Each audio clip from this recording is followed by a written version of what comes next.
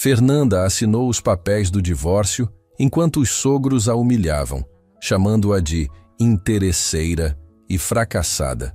Riram quando ela saiu de mãos vazias, mas não imaginavam que em 48 horas descobririam quem era realmente o pai dela e o preço que pagariam por essa humilhação. O salão principal da mansão dos Carvalho nunca havia parecido tão frio e intimidador. Fernanda segurava com mãos trêmulas a caneta dourada que selaria o fim do seu casamento de 5 anos.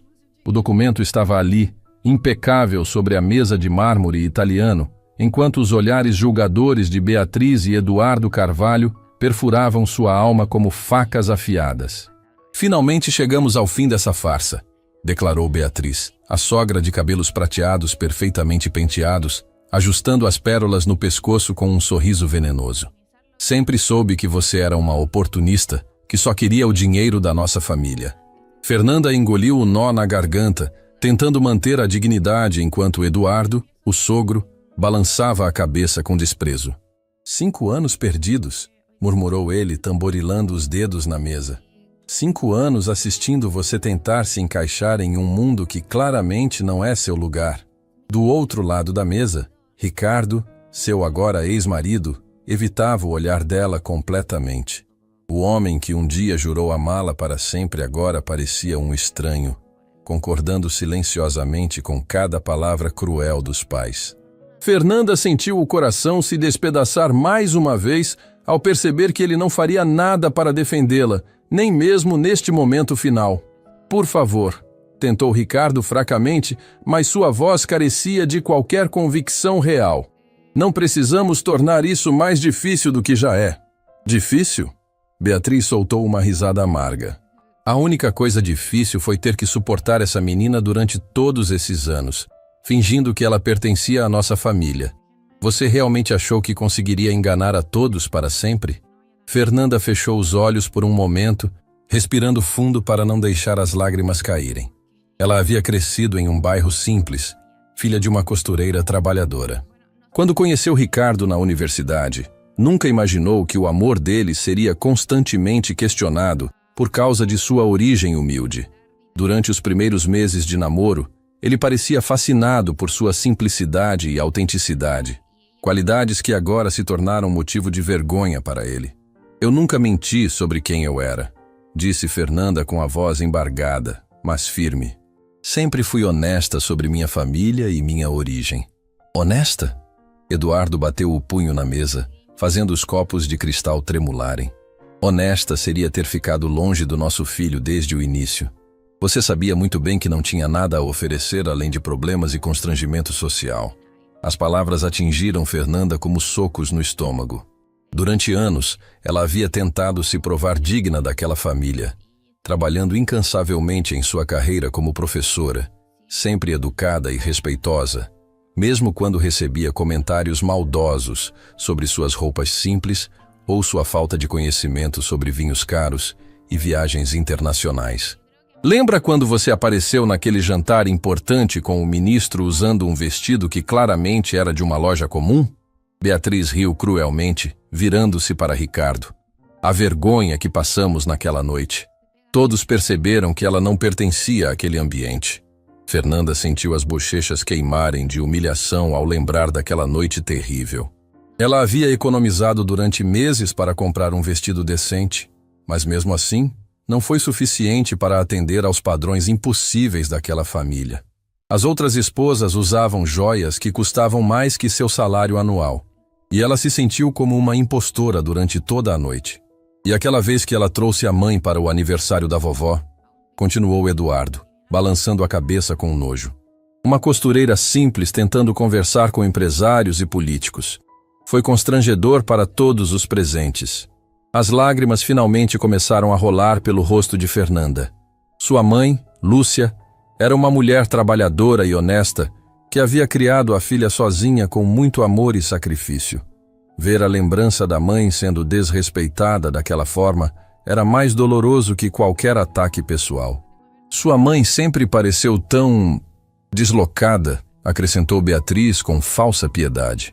Coitadinha, tentando entender nossas conversas sobre arte e cultura, Era quase tragicômico vê-la segurando uma taça de champanhe como se fosse algo alienígena. Minha mãe é uma mulher honrada, sussurrou Fernanda, a voz quebrada pela emoção. Ela pode não ter dinheiro, mas tem mais dignidade em um dedo do que vocês terão na vida toda. Dignidade não paga contas nem mantém status social, retrucou Beatriz friamente. E certamente não qualifica alguém para fazer parte da família Carvalho. Agradecemos que finalmente você tenha reconhecido isso e decidido nos liberar dessa situação embaraçosa. Ricardo finalmente ergueu os olhos, mas em vez de defendê-la, apenas empurrou os papéis na direção de Fernanda. Vamos terminar logo com isso, murmurou, evitando olhar diretamente para ela. Já causamos sofrimento suficiente para todos. Sofrimento? Fernanda não conseguiu conter a amargura na voz. O único sofrimento aqui foi o meu, tentando ser aceita por pessoas que já haviam me condenado antes mesmo de me conhecer. Não seja dramática, disse Eduardo, consultando o relógio caro no pulso. Você teve 5 anos vivendo com confortos que jamais teria em sua condição original. Deveria ser grata pela experiência. A crueldade casual da observação deixou Fernanda sem palavras. Para eles, sua dor e humilhação eram apenas inconvenientes menores, obstáculos que finalmente estavam sendo removidos de suas vidas privilegiadas. Fernanda olhou para o homem que havia amado com toda a intensidade de seu coração jovem. Recordou-se dos primeiros encontros na biblioteca da universidade, quando Ricardo parecia genuinamente interessado em suas opiniões sobre literatura e filosofia. Ele costumava dizer que admirava sua simplicidade e autenticidade, qualidades que agora pareciam ser exatamente o que ele mais desprezava nela. Você realmente concorda com isso tudo? Perguntou ela, a voz mal passando de um sussurro. Depois de tudo que vivemos juntos? Ricardo hesitou por um momento, e por um instante, Fernanda viu um lampejo do homem que conhecera na universidade. Mas então ele olhou para os pais, e a máscara fria voltou ao seu rosto. Acho que é melhor para todos nós, disse ele, as palavras soando ensaiadas e vazias. Com mãos trêmulas, Fernanda pegou a caneta e assinou seu nome nos documentos. Cada letra parecia arrancar um pedaço de sua alma, mas ela sabia que não havia volta. Aquele casamento havia acabado muito antes do divórcio formal, morto pelas humilhações constantes e pela covardia de um marido que nunca teve coragem de escolher entre ela e a aprovação dos pais. Pronto, disse ela, empurrando os papéis de volta. Vocês conseguiram o que queriam. Finalmente, suspirou Eduardo, recolhendo os documentos com satisfação evidente. Agora Ricardo pode encontrar uma esposa adequada, alguém que realmente pertença ao nosso círculo social. Beatriz sorriu com malícia, os olhos brilhando com triunfo. Já temos algumas candidatas em mente. A filha do senador Monteiro seria perfeita, e a jovem herdeira da família Albuquerque também demonstrou interesse. Mulheres de verdadeira classe e educação refinada. Mulheres que sabem qual é o seu lugar no mundo, acrescentou Eduardo, lançando um último olhar de desprezo para Fernanda. Ao contrário de certas pessoas que insistem em tentar subir além de sua condição natural.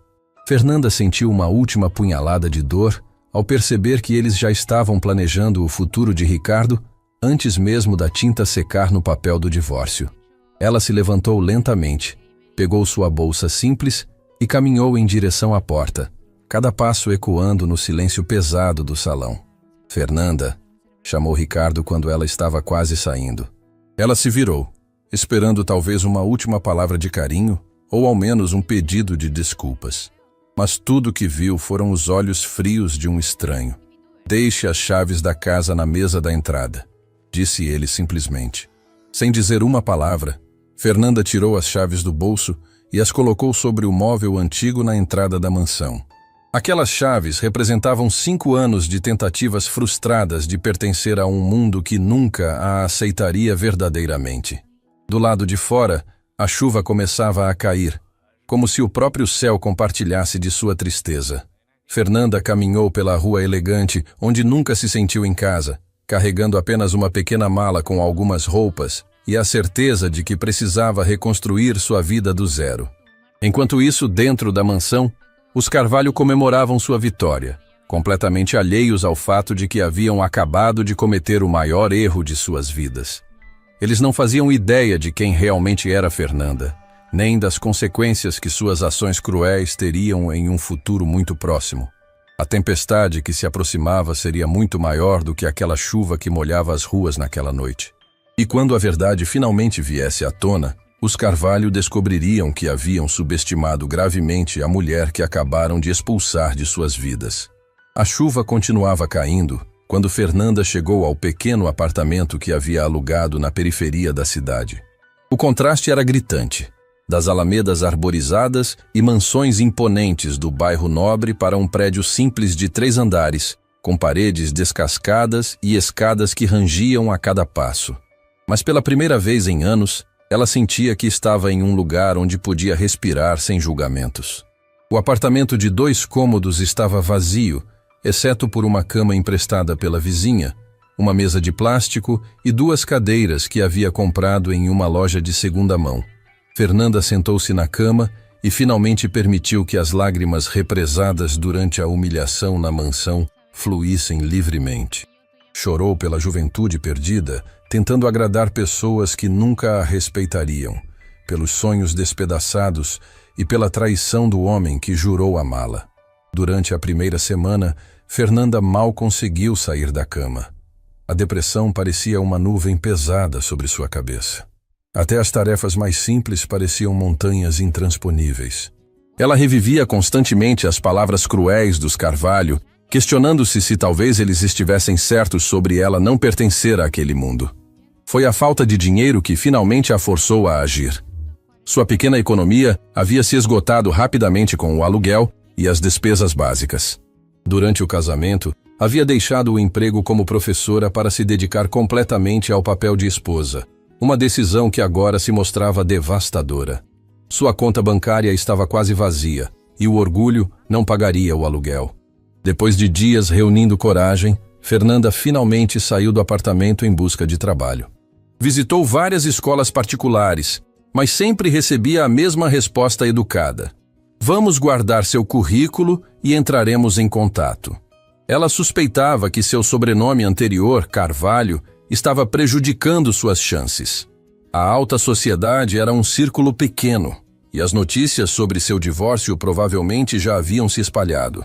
A primeira parada que resultou em algo positivo foi a Escola Estadual Dom Pedro, uma instituição modesta no bairro onde agora morava.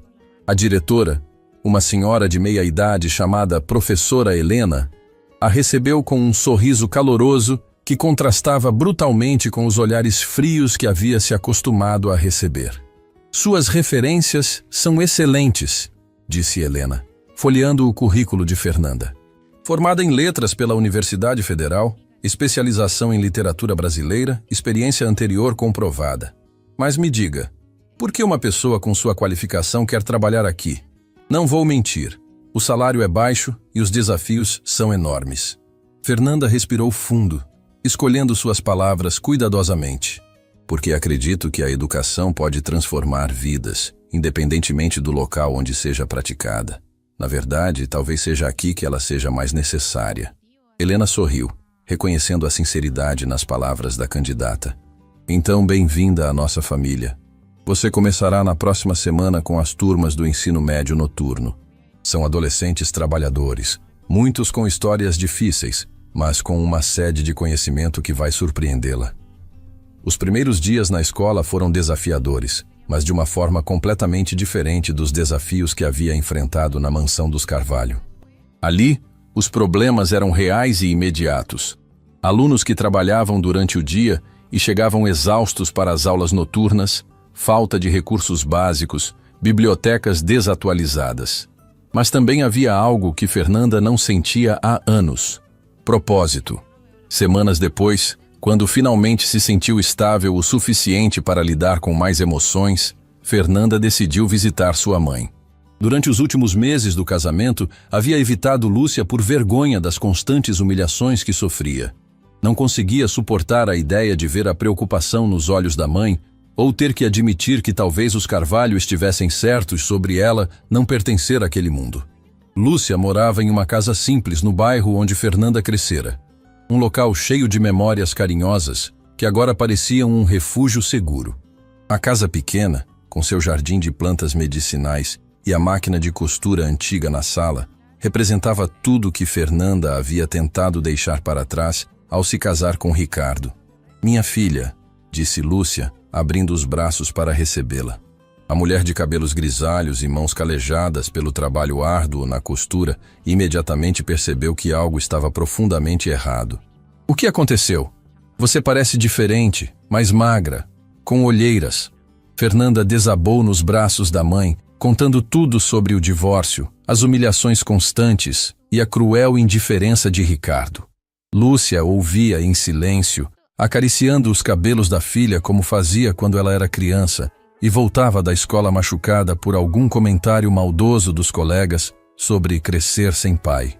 "Eu sempre soube que aquela família não era boa para você", murmurou Lúcia, a voz carregada de tristeza.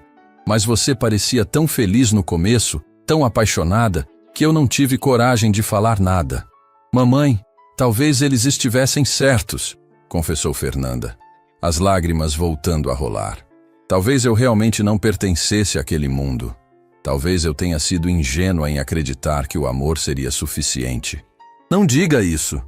Lúcia segurou o rosto da filha com firmeza. "Você é uma mulher extraordinária, inteligente, bondosa. Se eles não conseguiram enxergar isso, a perda foi deles, não sua." "Sabe, Fernanda", disse Lúcia depois de um longo silêncio, "sempre me arrependi de não ter contado toda a verdade sobre seu pai. Achei que estava protegendo você, mas talvez tenha sido egoísmo meu."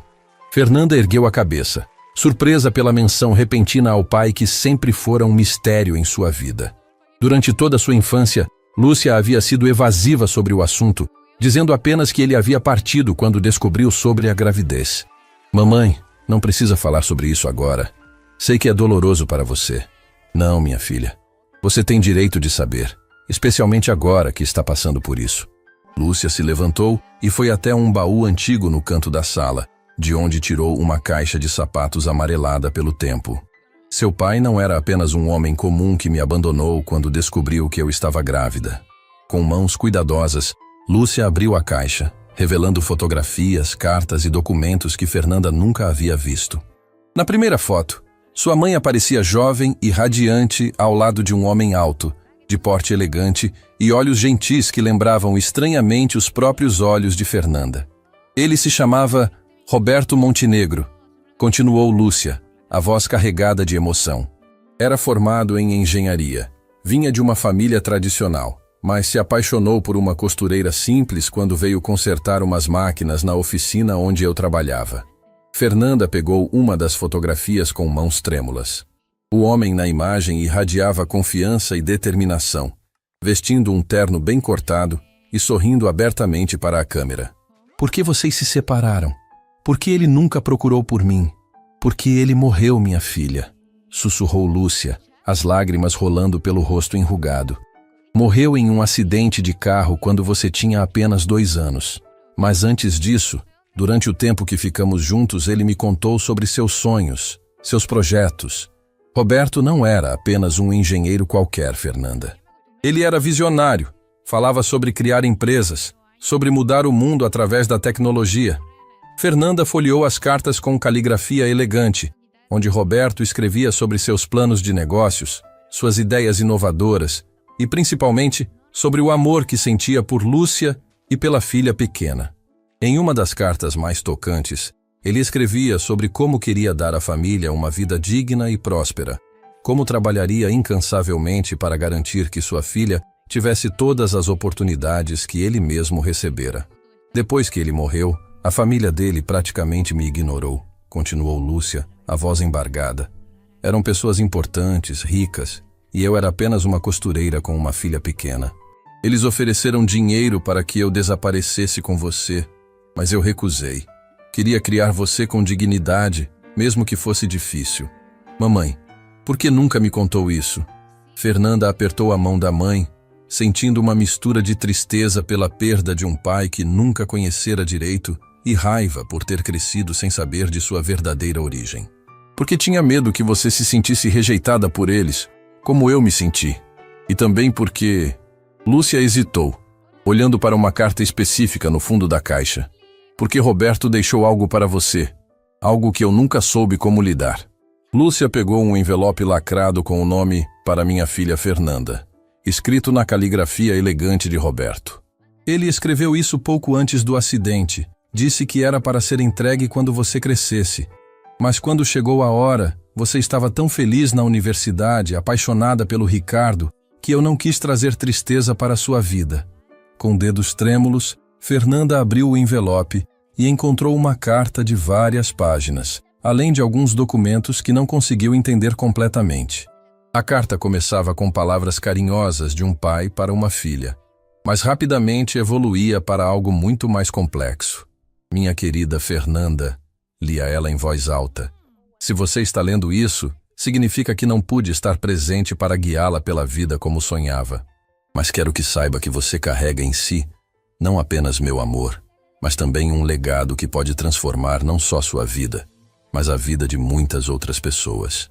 Naquela noite, Fernanda voltou para seu pequeno apartamento com a mente em turbilhão. As cartas de Roberto, os documentos legais e principalmente a descoberta sobre quem realmente era seu pai, mudavam tudo.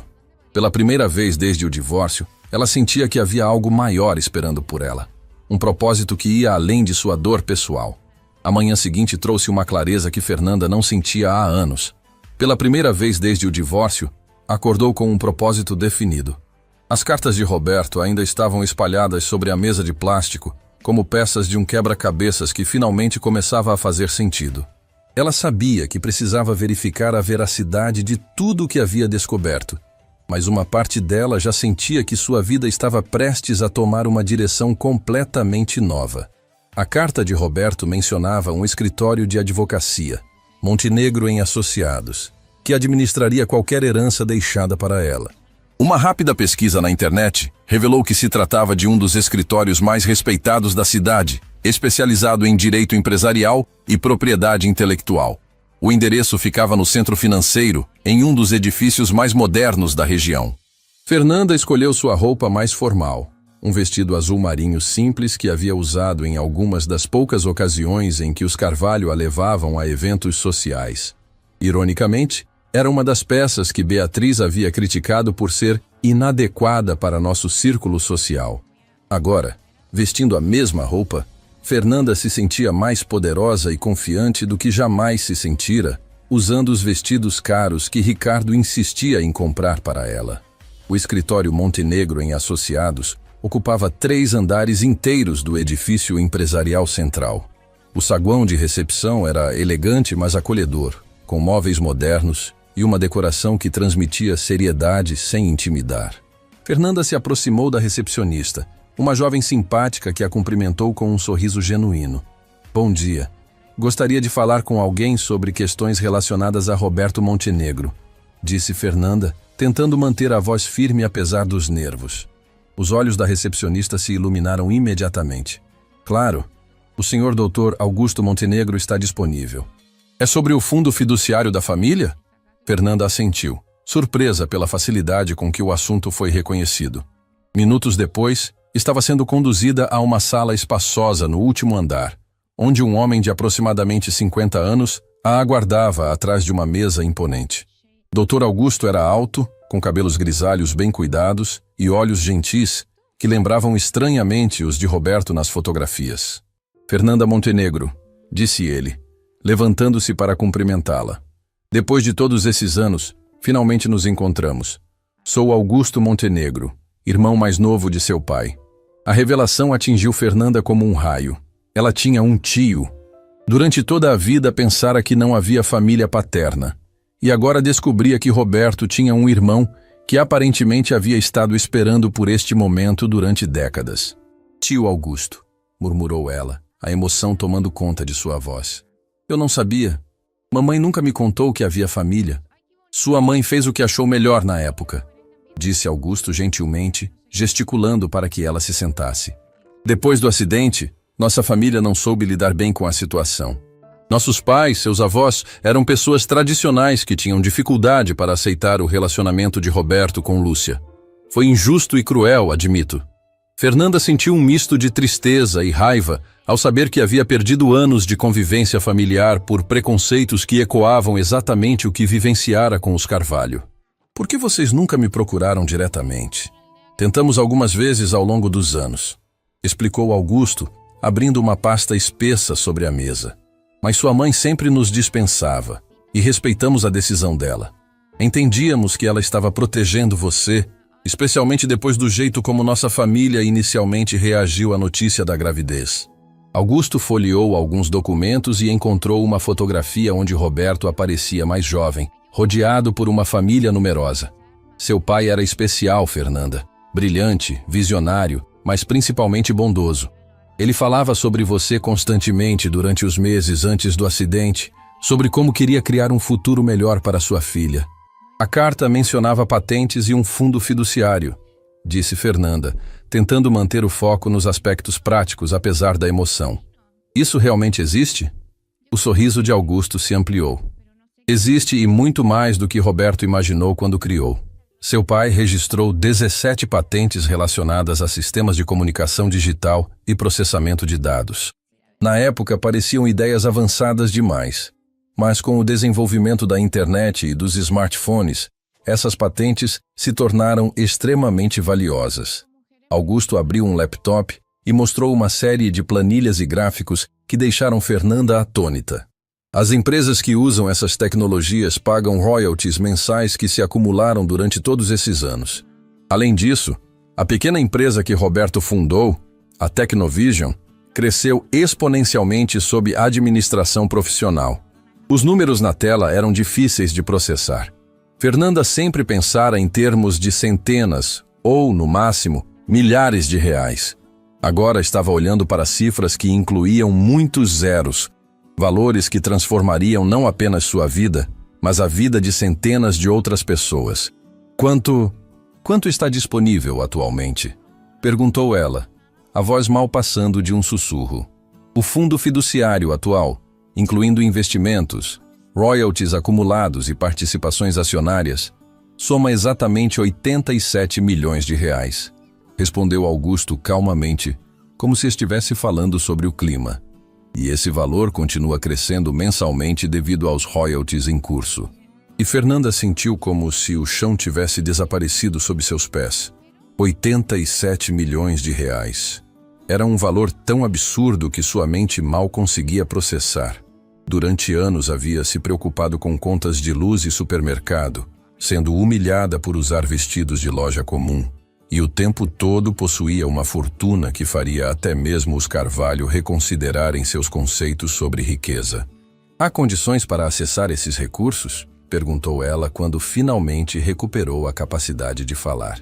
Seu pai estabeleceu algumas diretrizes simples, explicou Augusto, consultando outro documento. Primeiro, que você deveria ser informada sobre a herança apenas quando fosse madura o suficiente para lidar responsavelmente com ela. Segundo, que parte dos recursos deveria ser destinada a projetos educacionais e sociais. E terceiro, que você deveria entender que essa riqueza vem com a responsabilidade de continuar o legado de inovação e bondade de Roberto. Fernanda assentiu lentamente, as palavras de seu pai na carta ecoando em sua mente. Ele havia previsto que ela usaria os recursos para fazer a diferença no mundo. E agora entendia que essa não era apenas uma sugestão, mas uma responsabilidade que vinha com a herança.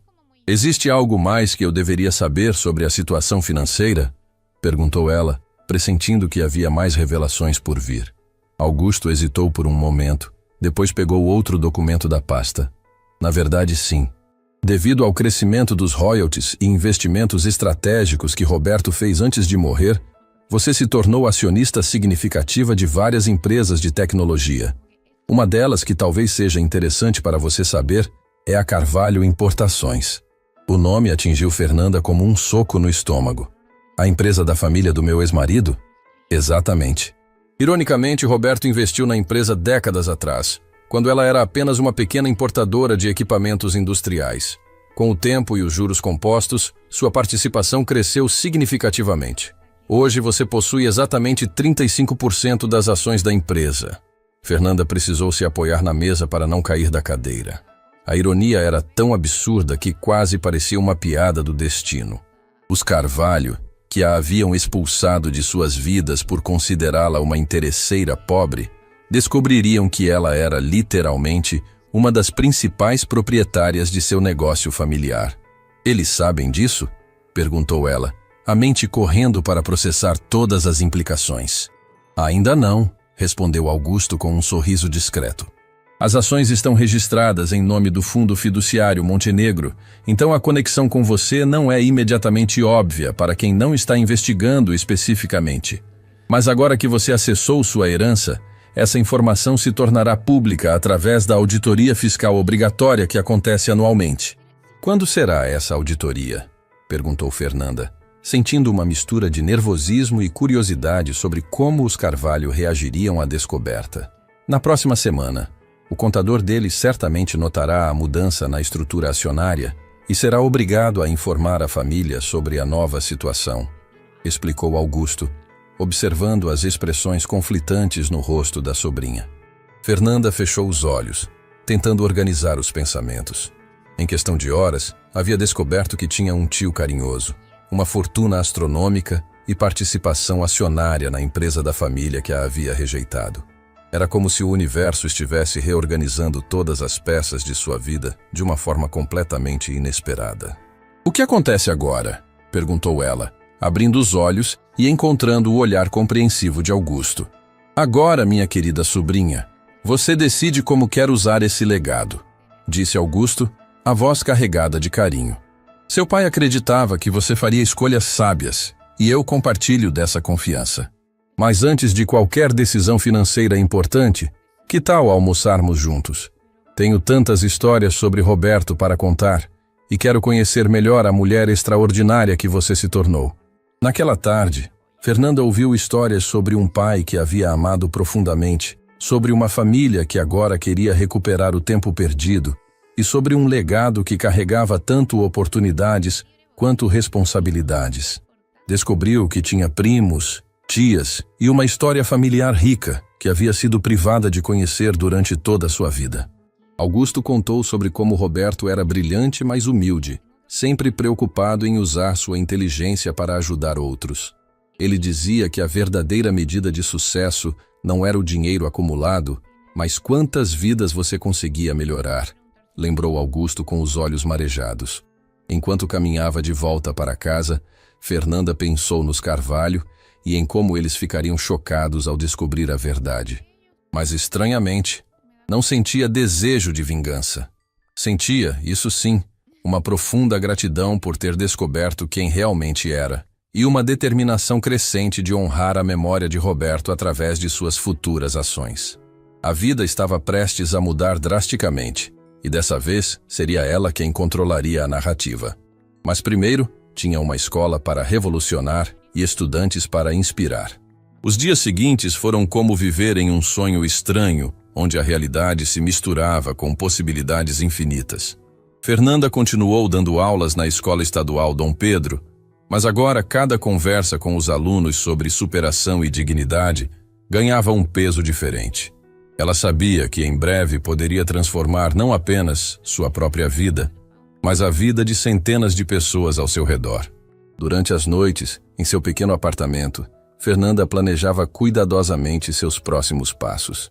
A descoberta sobre sua herança trouxera uma responsabilidade imensa, e ela queria honrar a memória do pai, fazendo escolhas que realmente importassem. As palavras de Roberto ecoavam constantemente em sua mente. Usar os recursos para fazer a diferença no mundo. Sua primeira decisão foi criar um projeto educacional abrangente para a escola onde trabalhava. Conversou longamente com a professora Helena sobre as necessidades mais urgentes: laboratório de informática moderno, biblioteca atualizada com livros físicos e digitais, bolsas de estudo para os alunos mais carentes, programa de reforço escolar e até mesmo melhorias na infraestrutura básica. Era um início modesto considerando os recursos disponíveis, mas Fernanda queria começar de forma discreta e responsável. "Fernanda, posso fazer uma pergunta pessoal?" disse Helena durante uma das conversas sobre o projeto. "De onde vem essa súbita disponibilidade de recursos? Não que eu esteja reclamando, pelo contrário, Mas é incomum uma professora conseguir financiamento tão significativo para projetos educacionais? Fernanda sorriu, escolhendo suas palavras cuidadosamente. Recebi uma herança familiar que não esperava. Meu pai faleceu quando eu era muito pequena, mas deixou alguns investimentos que cresceram significativamente com o tempo. Agora posso finalmente usar esses recursos da forma que ele gostaria, investindo na educação. Que homem visionário deve ter sido seu pai, comentou Helena com admiração. Deixar uma herança especificamente para projetos educacionais demonstra uma preocupação genuína com o futuro da sociedade. Enquanto isso, no luxuoso escritório da Carvalho Importações, uma reunião extraordinária estava acontecendo. Como Augusto havia previsto, a auditoria fiscal anual havia revelado mudanças significativas na estrutura acionária da empresa, e o contador responsável havia convocado uma reunião de emergência com a família.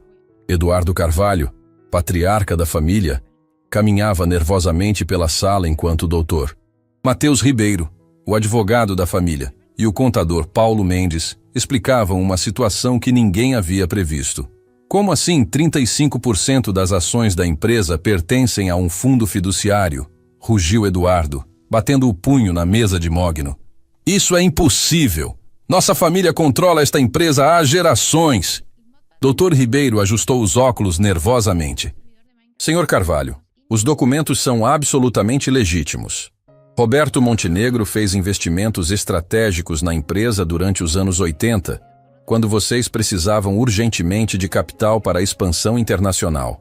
Na época, parecia apenas um investimento menor, mas com o crescimento da empresa e os juros compostos, essa participação se tornou substancial.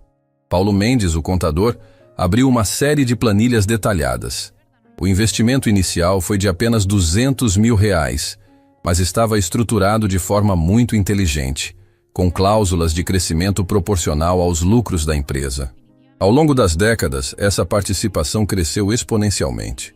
Beatriz, sentada elegantemente em uma poltrona de couro, parecia pálida. Mas quem é esse Roberto Montenegro? Por que nunca ouvimos falar dele antes desta auditoria? Segundo os registros que consegui localizar, ele era um engenheiro especializado em tecnologia industrial que faleceu em um acidente muitos anos atrás, explicou o Dr. Ribeiro consultando seus papéis. Aparentemente, ele fez vários investimentos estratégicos em empresas promissoras da época. Mas os direitos sobre essas ações foram transferidos para sua herdeira, através de um fundo fiduciário que permaneceu inativo até recentemente. Ricardo, que até então havia permanecido em silêncio olhando pela janela, ergueu a cabeça com uma expressão confusa. Qual é o nome da herdeira? Dr. Ribeiro hesitou por um momento, verificando novamente os documentos antes de responder. Fernanda Montenegro, que manteve o nome de solteira nos registros do fundo, embora tenha sido conhecida como Fernanda Carvalho durante seu casamento. O silêncio que se seguiu foi ensurdecedor. Eduardo parou de andar como se tivesse batido em uma parede invisível. Beatriz deixou cair a xícara de porcelana que segurava, criando um barulho estridente no piso de mármore, e Ricardo ficou branco como papel. A ironia da situação era tão absurda que ninguém conseguia processar imediatamente. Está dizendo que nossa ex-nora, disse Eduardo lentamente, a voz tremendo de incredulidade. A mesma mulher que expulsamos de nossa casa por considerá-la uma interesseira pobre, na verdade possui mais ações de nossa empresa do que qualquer um de nós individualmente? Precisamente, confirmou o doutor Ribeiro, percebendo o desconforto crescente na sala. E há informações adicionais que tornam a situação ainda mais complexa. Paulo Mendes continuou a explicação, consultando outros documentos. Fernanda Montenegro é herdeira de um patrimônio considerável, incluindo patentes tecnológicas que geram royalties milionários mensalmente. Segundo as informações que conseguimos acessar, o patrimônio total está estimado em R$87 milhões. Beatriz precisou ser ajudada a se sentar novamente, enquanto tentava processar que havia passado anos humilhando uma mulher que, ironicamente, era muito mais rica que toda a sua família combinada. 87 milhões? Murmurou ela, a voz quase inaudível. E esse valor continua crescendo devido aos royalties automáticos e investimentos diversificados, acrescentou o contador, mostrando gráficos de crescimento que deixaram todos atônitos. Ricardo se levantou abruptamente, caminhando até a janela que dava vista para a cidade. Durante anos havia permitido que os pais humilhassem Fernanda, concordando silenciosamente quando a chamavam de interesseira e oportunista. Participara ativamente das humilhações, fazendo comentários sobre suas roupas simples e sua origem humilde. Agora descobria que ela possuía uma fortuna que fazia o patrimônio dos Carvalho parecer modesto. Ela sabia? Perguntou ele, a voz quase inaudível. Durante nosso casamento, ela tinha conhecimento sobre essa herança? Dr. Ribeiro balançou a cabeça definitivamente. Pelos documentos que analisamos e pelas datas de ativação do fundo, ela só teve acesso às informações recentemente, provavelmente depois do divórcio. Aparentemente, a mãe havia guardado os papéis por décadas, esperando o momento certo para revelá-los. Eduardo sentou-se pesadamente na cadeira, o rosto vermelho de raiva, humilhação e algo que parecia pânico. Então, durante todos esses anos, enquanto a tratávamos como enquanto questionávamos suas intenções financeiras, ela realmente não sabia de nada sobre sua verdadeira situação? Correto. Ela viveu toda a sua vida adulta acreditando ser uma jovem de origem humilde, filha de uma costureira, confirmou o advogado. E há uma questão urgente que precisamos discutir sobre as implicações práticas desta situação. Doutor, Ribeiro abriu outra pasta, esta ainda mais espessa.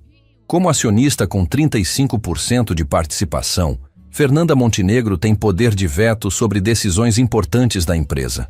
Ela pode influenciar a direção dos negócios, forçar mudanças na administração, exigir auditoria completa das finanças, ou até mesmo iniciar processos de reorganização societária. A realização do poder que Fernanda agora possuía sobre suas vidas atingiu os Carvalho como um tsunami devastador. Durante anos haviam se comportado como superiores morais e financeiros, tratando-a como uma agregada indesejada em sua família. Agora descobriam que estavam completamente à mercê da mulher que haviam rejeitado e humilhado sistematicamente. "O que ela quer?" perguntou Beatriz, a voz trêmula e desesperada. "Ela já entrou em contato com alguma exigência? Ameaçou interferir nos negócios?" "Ainda não há comunicação oficial de parte dela", respondeu Dr. Ribeiro cuidadosamente. "Mas devo alertar a família para considerar uma abordagem extremamente diplomática. Considerando como ela foi tratada durante o casamento e especialmente durante o processo de divórcio, ela teria motivos mais que legítimos para, digamos, não ser muito colaborativa com os interesses da família." Naquela mesma tarde, enquanto os Carvalho lidavam com a devastadora descoberta, Fernanda estava em sua primeira reunião oficial com a diretoria da Tecnovision, a empresa fundada por seu pai. A sala de reuniões era moderna e sofisticada, localizada no último andar de um edifício empresarial de prestígio, e ela foi recebida com o respeito e deferência devidos à principal acionista da companhia. "Senhora Montenegro", disse Carlos Mendonça, o presidente da empresa, um homem de aproximadamente 60 anos com vasta experiência no setor tecnológico, "é uma honra finalmente conhecê-la pessoalmente. Seu pai foi um visionário extraordinário, e a empresa que ele fundou se tornou referência nacional em inovação tecnológica." Fernanda ouviu atentamente as apresentações detalhadas sobre os projetos em desenvolvimento, os planos de expansão internacional e principalmente sobre o robusto programa de responsabilidade social da empresa.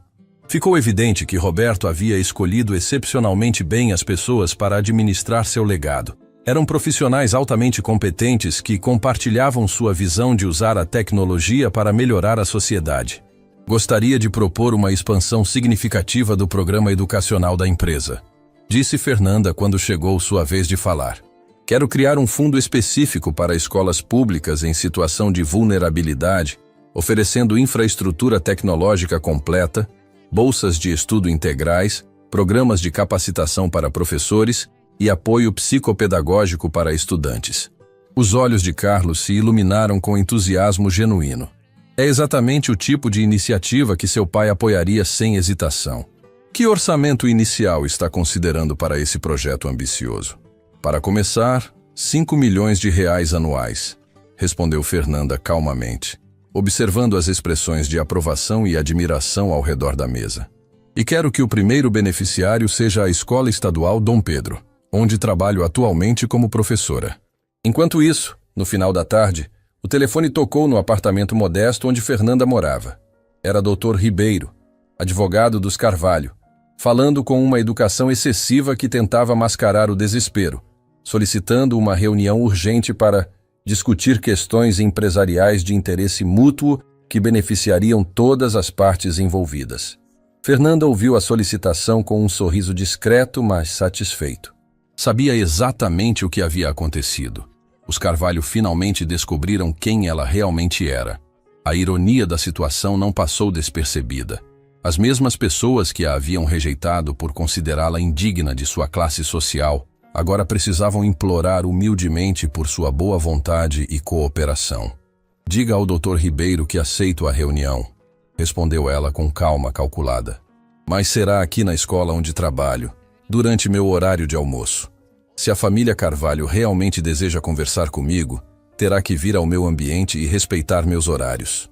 Era chegada a hora de mostrar aos Carvalho que a mulher que eles haviam subestimado e humilhado agora controlava muito mais do que eles jamais imaginaram.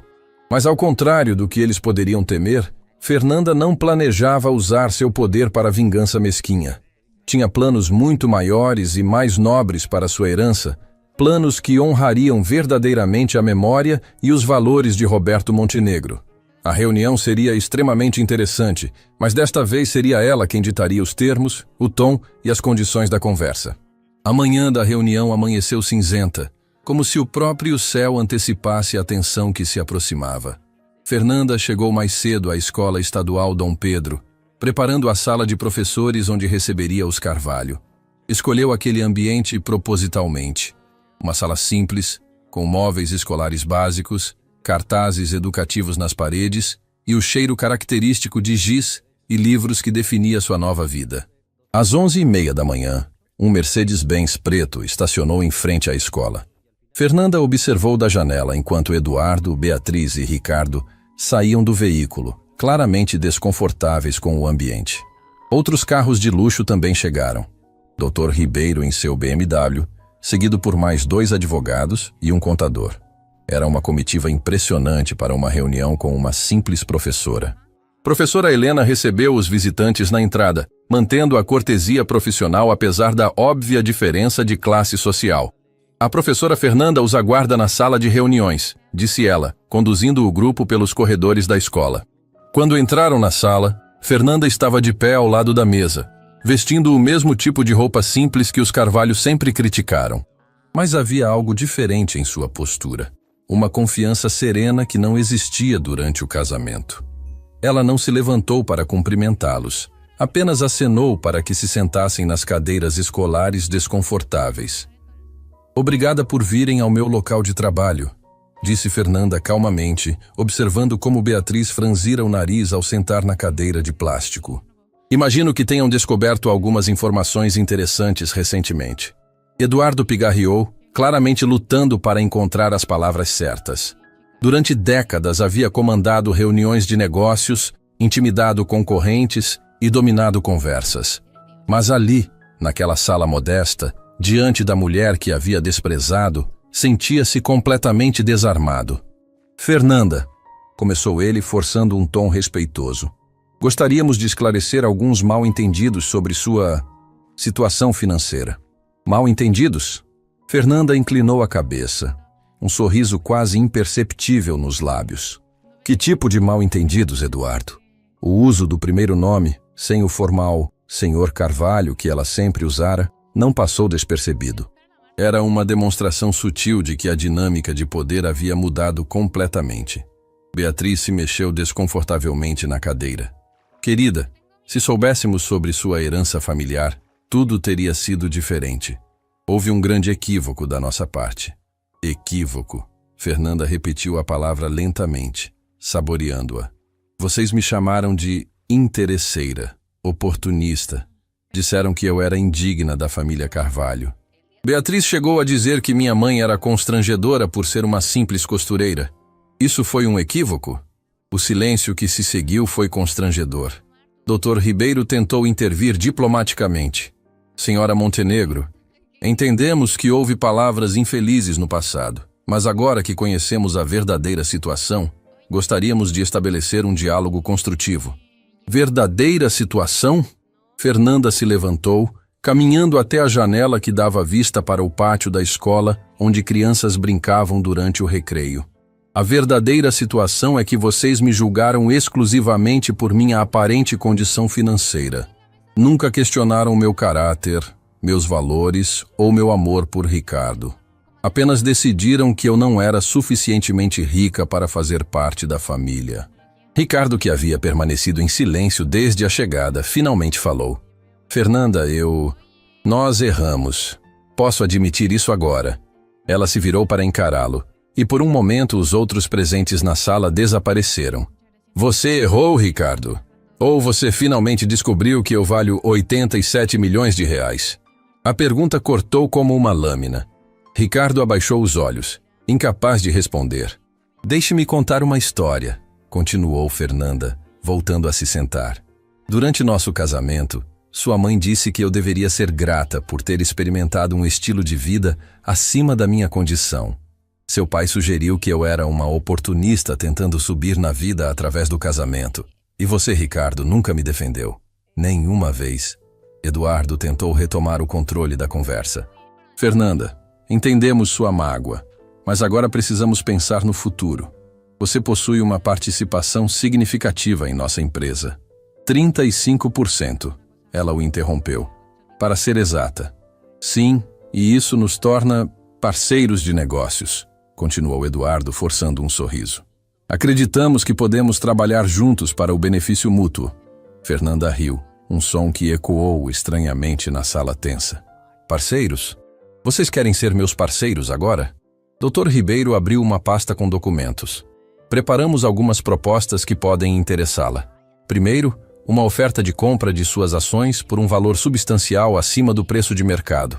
Quanto? Perguntou Fernanda diretamente. 15 milhões de reais, respondeu o advogado, aguardando uma reação de surpresa que não veio. 15 milhões por ações que valem mais que isso e me dariam controle vitalício sobre os negócios de vocês? Fernanda balançou a cabeça. Acham mesmo que eu sou tão ingênua? Beatriz se inclinou para a frente, tentando um tom maternal que soava falso.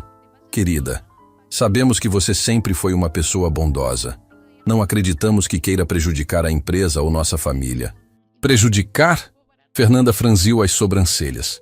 Por que vocês assumem que eu quero prejudicá-los? Bem, considerando como as coisas terminaram entre vocês, murmurou Ricardo.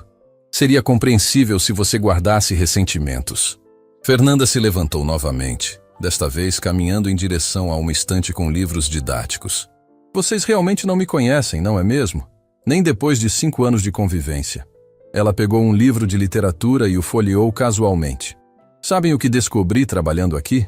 Que existem crianças geniais, brilhantes, que nunca terão oportunidades porque nasceram no lugar errado, na família errada, com a cor de pele errada ou sem dinheiro suficiente. Eduardo franziu a testa sem entender aonde ela queria chegar. Meu pai deixou esse dinheiro com um propósito específico, continuou Fernanda, para fazer a diferença no mundo. E é exatamente isso que pretendo fazer. Isso é admirável, disse Beatriz hesitante. Mas ainda não entendemos qual é sua proposta para a situação da empresa. Fernanda sorriu, desta vez com genuína diversão. Minha proposta? Vocês assumem que eu preciso de uma proposta. Dr. Ribeiro pigarreou nervosamente. Senhora Montenegro, como acionista minoritária, embora significativa, existem limitações legais sobre como pode influenciar a administração. Minoritária? Fernanda o interrompeu. Vocês verificaram direito à matemática? O contador, Paulo Mendes, consultou rapidamente seus papéis. Seus 35% constituem a maior participação individual, mas a família Carvalho, combinada, ainda possui a maioria. 52%, completou Fernanda. Eu sei, mas vocês esqueceram de algo importante. Ela se dirigiu à sua bolsa e retirou uma pasta. Ontem completei a aquisição de mais 15% das ações através de pequenos acionistas que estavam dispostos a vender por um preço justo. O silêncio na sala se tornou absoluto. Até o ruído das crianças no pátio pareceu diminuir. 50% exatos, anunciou Fernanda calmamente. Empate técnico. Mas existe uma cláusula interessante nos estatutos da empresa que vocês aparentemente esqueceram. Doutor. Ribeiro estava folheando freneticamente os documentos da empresa. Que cláusula? Em caso de empate na participação acionária, o voto de desempate fica com o acionista que trouxe maior crescimento financeiro para a empresa nos últimos 12 meses, explicou Fernanda, claramente tendo se preparado para este momento. Podem verificar. Minhas patentes tecnológicas geraram mais receita para a Carvalho Importações através de parcerias estratégicas do que qualquer outra fonte individual. A realização atingiu todos ao mesmo tempo. Fernanda não era apenas uma acionista significativa. Ela tinha controle efetivo da empresa. Isso significa que... Começou Eduardo, a voz falhando. Que eu sou a nova presidente controladora da Carvalho Importações, confirmou Fernanda serenamente. Parabéns! Vocês agora trabalham para mim. O choque na sala era palpável. Eduardo havia empalidecido completamente. Beatriz segurava as pérolas no pescoço como se fossem sua única salvação. E Ricardo parecia ter parado de respirar. Doutor. Ribeiro folheava desesperadamente os estatutos da empresa, procurando uma saída legal que claramente não existia. Isso não pode estar certo, murmurou Eduardo, a voz trêmula. Nossa família construiu essa empresa durante gerações e continuará sendo da família Carvalho, disse Fernanda calmamente, surpreendendo a todos. Não tenho interesse em destruir o que vocês construíram. Na verdade, tenho planos muito maiores. Ela se sentou novamente, desta vez assumindo claramente o controle da reunião. Dr. Ribeiro, pode explicar para a família que, como nova controladora, posso manter a atual administração ou fazer mudanças conforme considere necessário?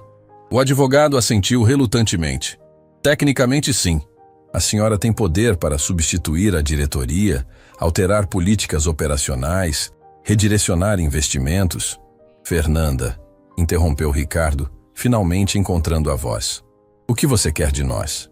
Por um momento, o olhar dela se suavizou ao encará-lo. O que eu sempre quis, Ricardo. Respeito, dignidade e reconhecimento de que o valor de uma pessoa não se mede pelo tamanho de sua conta bancária. Beatriz, tentando manter alguma compostura, perguntou: E o que planeja fazer com a empresa?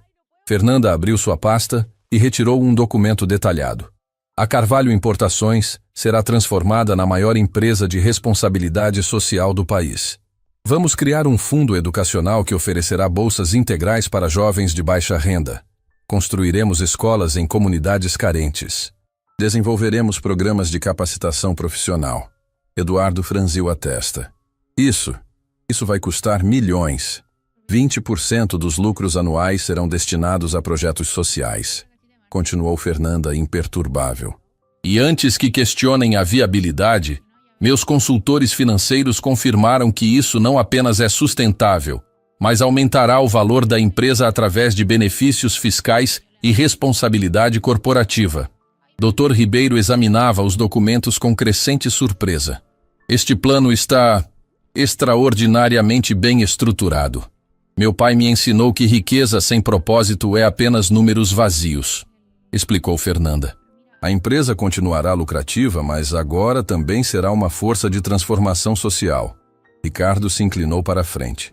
E qual será nosso papel nisso tudo? Fernanda o estudou por um longo momento. Isso depende de vocês. Posso manter a atual estrutura administrativa, com Eduardo como diretor executivo e você como gerente operacional. Ou posso trazer uma equipe completamente nova. Que condições você imporia? Perguntou Eduardo, claramente tentando avaliar suas opções. Primeiro, todo comportamento discriminatório será imediatamente punido, incluindo preconceito social, racial ou econômico, disse Fernanda firmemente. Segundo, as contratações serão baseadas em mérito, não em conexões familiares ou status social. Terceiro, vocês participarão ativamente dos programas sociais da empresa. Beatriz parecia confusa. Participarão como? Beatriz, você organizará eventos beneficentes e visitará regularmente as escolas que apoiaremos. Eduardo, você mentorará jovens empreendedores de comunidades carentes. Ricardo, Ela hesitou, olhando diretamente para ele. Você coordenará o programa de bolsas de estudo. E se recusarmos? Perguntou Eduardo, embora sua voz indicasse que ele já sabia a resposta. Então serão substituídos por pessoas que compartilham da visão de responsabilidade social, respondeu Fernanda simplesmente. A escolha é de vocês. Houve um longo silêncio, enquanto a família Carvalho processava suas opções limitadas. Fernanda, disse Ricardo finalmente. Posso fazer uma pergunta pessoal? Ela assentiu. Você nos odeia? Por tudo que fizemos? A pergunta pegou todos de surpresa. Fernanda fechou os olhos por um momento, como se estivesse acessando emoções profundas. Não, Ricardo, não odeio vocês, disse ela suavemente. Pena seria uma palavra mais precisa. Pena por terem perdido 5 anos conhecendo uma pessoa que realmente os amava. Pena por terem escolhido preconceito sobre humanidade. Mas ódio? Não tenho energia para desperdiçar com ódio. Beatriz começou a chorar silenciosamente. Fernanda, nós erramos tanto. Sim, erraram, concordou Fernanda, mas sem crueldade. Mas todos cometem erros. A diferença está em como escolhemos lidar com eles depois. Eduardo, que havia permanecido calado por alguns minutos, finalmente falou. Se aceitarmos seus termos, como será nosso relacionamento? Somos família, tecnicamente. Éramos família, corrigiu Fernanda. Agora somos colegas de trabalho, e se vocês provarem que aprenderam algo desta experiência, talvez possamos construir um relacionamento baseado em respeito mútuo. Dr. Ribeiro, sempre prático, perguntou. Quando essas mudanças entrarão em vigor? Imediatamente, respondeu Fernanda, entregando-lhe uma série de documentos. Os papéis de transferência de controle já estão prontos. Vocês têm até amanhã para decidir se aceitam os novos termos ou se preferem que eu traga uma administração externa. Ricardo se levantou, caminhando até a janela onde Fernanda havia estado antes. Posso perguntar o que teria acontecido se tivéssemos tratado você com respeito desde o início? Fernanda sorriu tristemente. Provavelmente ainda estaríamos casados, criando filhos e construindo uma vida bonita juntos. Eu teria descoberto a herança do mesmo jeito, mas teríamos usado ela para criar algo ainda maior em família. E agora? Perguntou ele, a voz carregada de remorso.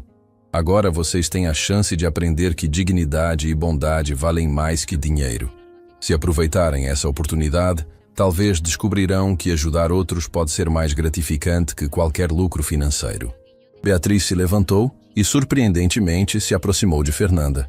Posso abraçá-la? Sei que não mereço, mas... Fernanda hesitou apenas por um momento antes de aceitar o abraço. Quando se separaram, ambas tinham lágrimas nos olhos. Obrigada por nos dar uma segunda chance, sussurrou Beatriz. Prometo que seremos diferentes. Não prometam para mim, disse Fernanda. Prometam para vocês mesmos e para todas as pessoas que vocês ajudarão daqui em diante. Eduardo se aproximou, estendendo a mão formalmente.